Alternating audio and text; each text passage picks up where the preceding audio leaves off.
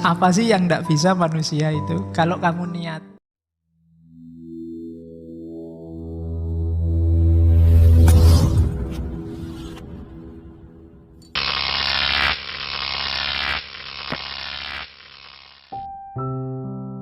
Dia mengkritik esensialisme. Tidak ada esensi itu.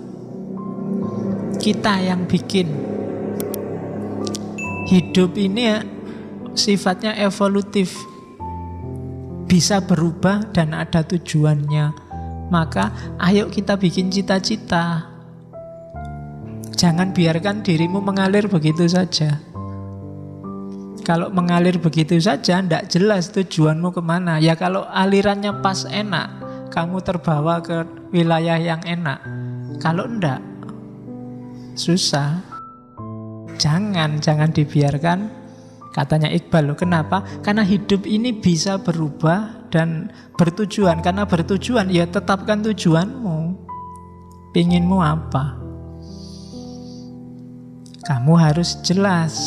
Jangan pasrah pada takdir. Kitalah yang bikin nasib sendiri. Itu maunya Iqbal. Nggak usah esensi-esensian lah. Saya ini aslinya Pak. Orang biasa kan gitu. Saya ini aslinya keras Pak. Nggak usah ngomong asli-aslian. Kamu pingin apa? Pingin membangun dirimu jadi apa? Ya maklum Pak, saya orang Jawa. Orang Jawa itu kan cenderung santai. Loh kalau kamu gak nyaman dengan santaimu, bentuk dirimu yang gak santai. Bisa. Jadi maunya Iqbal itu.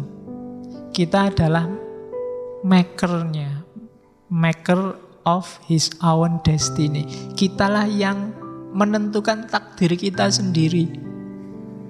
Kalau gak percaya, yuk coba hidupmu itu. Sekarang aja haus misalnya.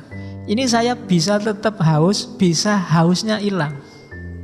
Tergantung saya mau minum teh ini apa enggak. Kalau tak minum berarti hausku hilang. Kalau enggak ya tetap haus. Berarti yang menentukan saya tetap haus apa enggak ya aku. Dan memang mekanisme hidup kita oleh Allah diatur begitu. Jadi kita punya daya untuk milih nasib kita sendiri. Oke, jadi dia mengkritik esensialisme. Mari kita sadari hidup ini, kita pilih hidup ini mau kemana dan untuk apa. Kita ciptakan makna versi kita sendiri. Gak usah takut, jangan mau disetir-setir makna hidup kita oleh orang lain. Karena hidup yang alami kita sendiri. Orang lain boleh usul, boleh ngasih nasihat, tapi kita yang menentukan. Jadi dia anti esensialisme. Dia sufi loh ya, cuma dia mengkritik sufi yang panteistik. Sufi yang meniadakan diri sendiri, melenyapkan diri sendiri. Katanya Iqbal, itu pengaruhnya Helenisme, pengaruhnya tradisi Persia kuno. Islam tidak begitu, katanya Iqbal. Islam itu jati dirimu dituntut eksis karena kamu punya tugas sebagai hamba Allah dan sebagai khalifahnya. Lah kalau kamu hilang, yang menjalankan perintahnya Allah itu siapa? Dia mengkritik wahdatul wujud, dia mengkritik ittihad, dia mengkritik hulul. Kenapa? Karena gaya-gaya ini melenyapkan manusia sebagai individu. Manusianya malah jadi Tuhan. Itu kan Tuhannya bingung. Lewat aku menciptakan manusia untuk nyembah aku, saiki semua ngaku jadi Tuhan. Sumpek Gusti Allah. Disuruh jadi manusia kok malah jadi Tuhan.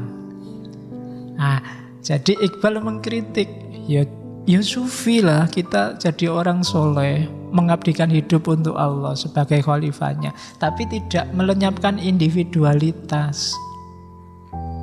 Tetap kita harus punya jati diri sebagai manusia.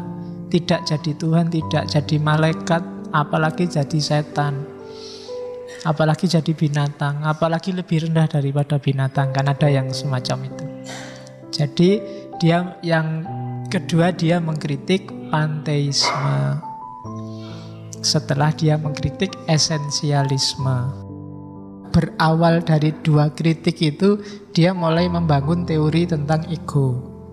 Cuma diawali dari asumsi manusia itu tidak cuma aktus, tapi juga potensial.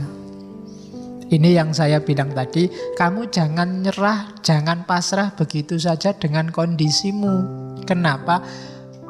Dalam diri manusia itu ada jutaan potensi.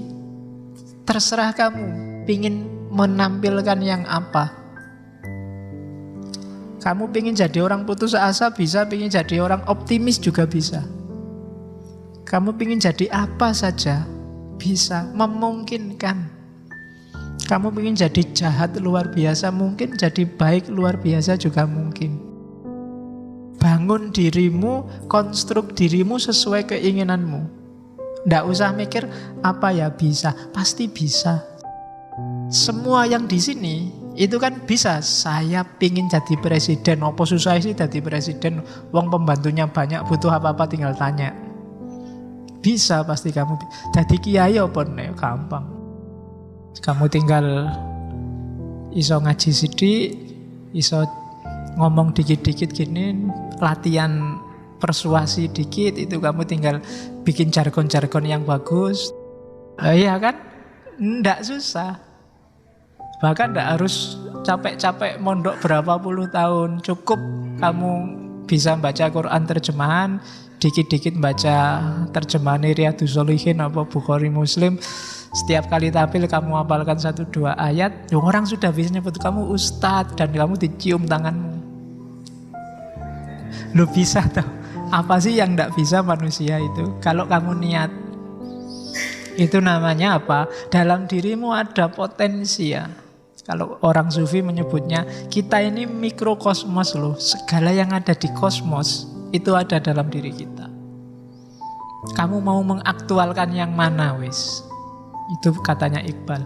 Jadi ya memang benar kita itu ada realita, ada aktualita. Tapi jangan lupa ada juga potensial.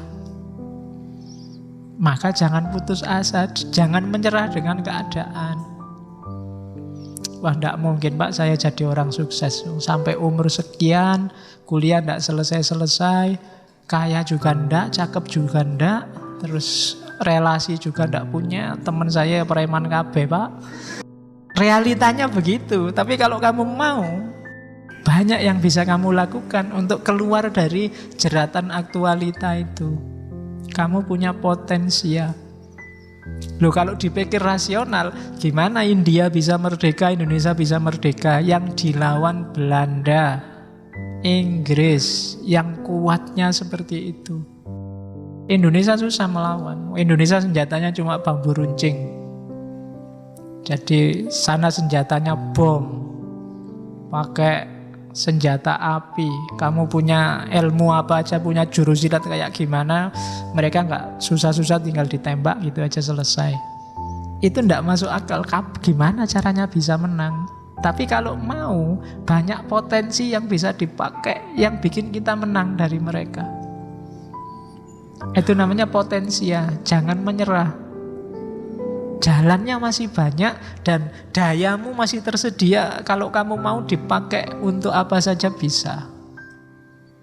Itu aktualita, potensialita. Jadi asumsi pertama ini, pegangilah bahwa kamu bisa jadi apa saja.